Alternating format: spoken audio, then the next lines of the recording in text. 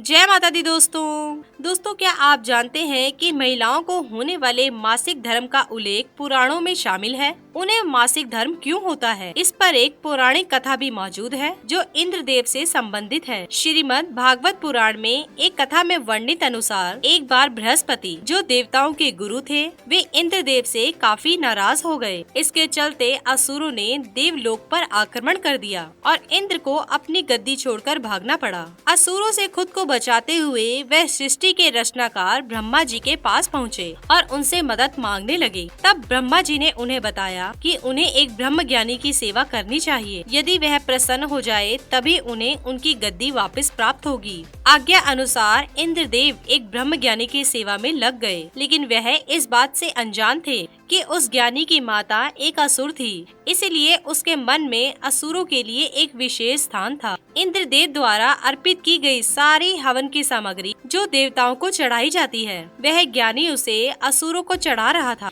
इससे उनकी सारी सेवा भंग हो रही थी। जब इंद्रदेव को सब पता लगा तो वे बेहद क्रोधित हो गए और उन्होंने उस ब्रह्म ज्ञानी की हत्या कर डाली। एक गुरु की हत्या करना घोर पाप था, जिसके कारण उन पर ब्रह्म हत्या का पाप आ गया। ये पाप एक भयानक राक्षस के रूप में इंद्र का पीछा करने लगा। किसी तरह इंद्र ने खुद को एक फूल के अंदर छुपाया और 1,00,000 साल तक भगवान विष्णु की तपस्या की। तपस्या से प्रसन्न होकर भगवान विष्णु ने इंद्रदेव को बचा तो लिया, लेकिन उनके ऊपर लगे पाप की मुक्ति के लिए एक सुझाव भी दिया। इसके लिए इंद्र को पेड़, जल, भूमि और स्त्री को अपने पाप का थोड़ा थोड़ा अंश देना था। इंद्र के आग्रह पर सब राजी तो हो गए, लेकिन उन्होंने बदले में इंद्रदेव से उन्हें एक वरदान देने को कहा। सबसे पहले पेड़ ने उस पाप का 1/4 हिस्सा ले लिया, जिसके बदले में इंद्र ने उसे एक वरदान दिया। वरदान के अनुसार पेड़ चाहे तो स्वयं ही अपने आप को जीवित कर सकता है। इसके बाद जल को पाप का हिस्सा देने पर इंद्रदेव ने उसको